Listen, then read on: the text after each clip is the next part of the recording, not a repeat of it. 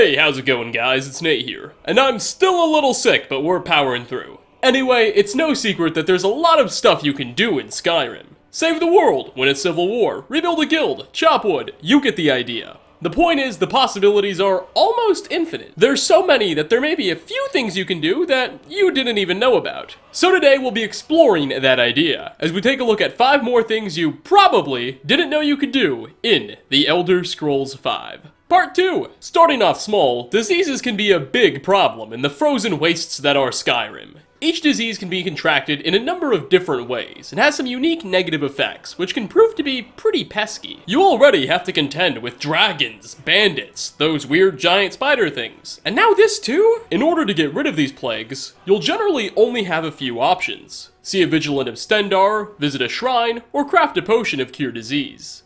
But, did you know, there's actually a 4th way you can go about this. You see, you can immediately cure any disease you may have without question or coin by simply eating hawk feathers. There's a reason behind this, though it's admittedly not the most realistic. It's that hawk feathers are listed as an alchemical ingredient in Skyrim. Most alchemical ingredients have numerous effects, such as increased stamina, increased health, or even cure disease. Now, typically, in order to actually get these effects and see those benefits used on your character, you would have to craft a potion using that ingredient at an alchemy table. However, each ingredient also has one single effect that can be reaped by just consuming the item straight up. No potion mixing required. And hawk feathers just so happen to be the only ingredient in-game with cure disease as that primary effect. Meaning eating them raw will instantly cure you of whatever yucky germs are making your life rough. That said, hawk feathers are rather rare. So rare that the easiest way to get them is by literally sniping birds out of the sky with bows and arrows. So, you've got to work for it. Next on our list, didn't you know you can change the weather in Blackreach? Alright, I found this one rather cool as I just learned about it. But there are a couple of shouts available to the player that allow you to mess with the game's climate a little. Clear Skies does what it implies and clears away any clouds, making everything nice and sunny. And Stormcall does the opposite, and summons a massive storm to the player's location, with lightning that attacks nearby NPCs. It's rather hilarious. Now, normally, you can't use these shouts indoors or in underground locations/dungeons. The game just either literally won't let you, or you can shout, but it won't have any effect. Blackreach is a massive ancient Dwemer ruin, that like any other dwarven ruin is underground and a dungeon, so such shouts shouldn't work there, right? Well, when Bethesda was designing the cell for Blackreach's main city, they made it technically registered as an outdoor location, which means shouts that affect the weather can be used inside of here, despite it defying literally everything we know about how weather works, giving the player the chance to create wild lightning storms and terrible storm clouds inside of the cave. Furthermore, due to the fact that Blackreach is technically outdoors, at least as far as the game cares, it's also possible for it to spontaneously start snowing in here without any player interference at all. It's just a very rare occurrence. If you really want to have some fun and are on PC, you can even use console commands to mess with the climate much more, creating some, shall we say, interesting combinations. But I'll let you have that fun for yourself. For a 3rd spot, giants are majestic and mysterious beasts. And one item they carry that largely defines them is their famous Giant's Club. With extremely high damage and the ability to send foes to space, their weapon of choice has almost become as recognizable as the species that uses it. Alas, unfortunately, it's impossible to acquire a Giant's Club without the use of console commands, as the weapon will not appear in Giants' inventories, nor can you simply grab it off the ground. The game doesn't even give you an interact option.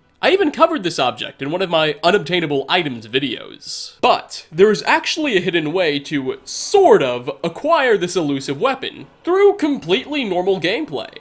Head over to Tumblearch Pass. It's a giant encampment south of the Nightgate Inn in the Pale. On a small cliffside overlooking this camp, there is what seems to be a normal-looking Giant's Club, just sort of chilling there in the middle of it. This one in particular, it's a little special though. When you approach this specific Giant's Club, the option will appear to pick it up.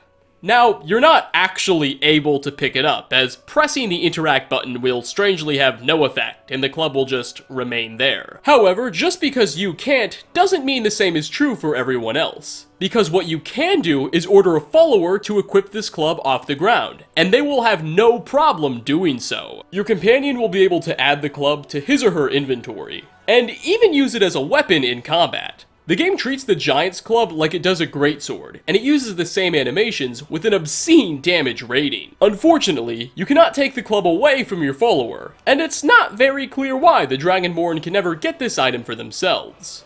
Though, if you bring your companion back to your home and murder them to death while this weapon is still equipped by them, you can at least hang it up as a decoration. So now I ask the question, how much do you really value Lydia? Our number 4 seed on this list is less about something you didn't know that you could do, and more about something that you didn't know that you did. The Dark Brotherhood quest, Morning Never Comes, begins when the player meets a woman named Moiri in Markarth. She asks you to assassinate a man named Elaine Dufont. Allegedly, he pretended to be romantically interested in her just to con her out of some items. Now he's held up in some dwarven ruins, and she wants you to execute him to complete her contract. But Moiri also offers you a completely optional and voluntary side job. She wants a young woman living in Windhelm and going by the name of Nilsine Shattershield killed, and promises to pay extra if you can do it. Now, again, I cannot understate this, killing Nilsine is completely voluntary, and you don't even need to do it to complete the quest. Additionally, Nilsine's twin sister was recently killed by a serial killer in Windhelm, which is connected to another pretty fun quest. But the point is, hasn't this Shattershield family been through enough? The answer is yes. Because if you do decide to kill Nilsine for the extra coin, if you wait a few days and break into the Shattershield family home, there you will find her mother's corpse, next to a suicide note, saying the loss of her second daughter was too much to handle. So yeah, this one sort of tugs in your heartstrings a little too much in the wrong way. And finally, changing tone for the last one on our list, letters of inheritance can often be of consolation when an NPC close to you dies. Sure, money can't buy happiness or bring your old pal back from the dead, but it sure helps. I mean, it's nice knowing they thought highly enough of you to leave you a little something. Letters of inheritance are delivered by couriers on behalf of fallen friends, such as companions who died in battle, or some lady you did a quest for that later got killed by a dragon. They contain a generic message written by the Hold's local rulers, informing you that someone has passed away, and left you some money.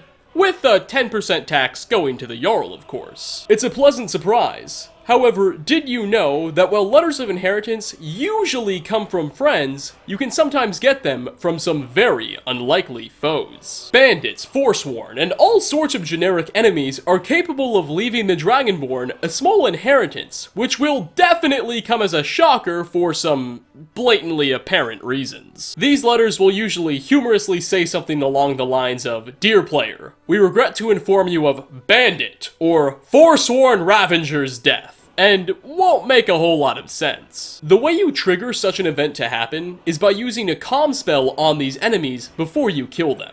The calm spell is an apprentice level illusion spell that causes enemies to stop attacking you for a short period of time. This is accomplished in the game's code by temporarily raising the disposition of whatever enemy the calm spell is being used on towards you. Essentially, as far as the game cares, the calm spell temporarily doesn't just turn enemies neutral, but makes them your friends. And because there's an ever so small chance of the letter of inheritance world interaction triggering every time someone friendly towards the player dies from that person, you can get these really weird letters of inheritance from Forsworn Briarhearts, bandits, and all sorts of enemies you could never previously imagine so long as you killed them while the calm spell was active. You can even go so far as to get these from Draugr Death Lords and enemies that really shouldn't be capable of leaving any money behind to anyone. One has to wonder why the local hold governments don't do anything about it, but then again, the Jarl's getting a tax and money is money, right?